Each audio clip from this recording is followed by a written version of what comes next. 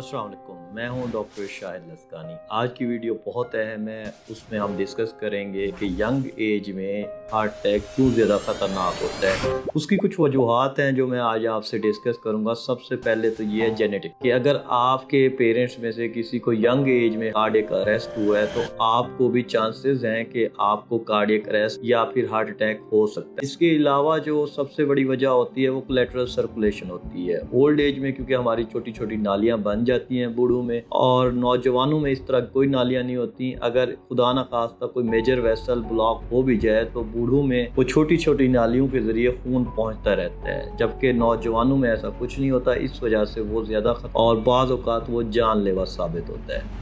जो इसकी सबसे अहम वजह है वो है रिस्क फैक्टर, जैसे कि आप स्मोकिंग करते हैं, आपकी नींद नहीं पूरी, आप अल्कोहल, या फिर आपको कोई स्ट्रेस है। और आजकल क्योंकि नौजवान जिम करते हैं तो वो स्टीरॉइड वगैरह बहुत ज़्यादा इस्तेमाल करते हैं, इसकी वजह से भी काफ़ी डेथ रिपोर्ट हुई हैं। इसकी अलामात क्या हैं? ठंडे पसीने आते हैं, आपको सीने से दर्द शुरू होता है, कंधे की तरफ जा सकता है, बाज़ औक़ात आपको मैदे का दर्द भी हो सकता है और जबड़े में भी दर्द हो सकता है।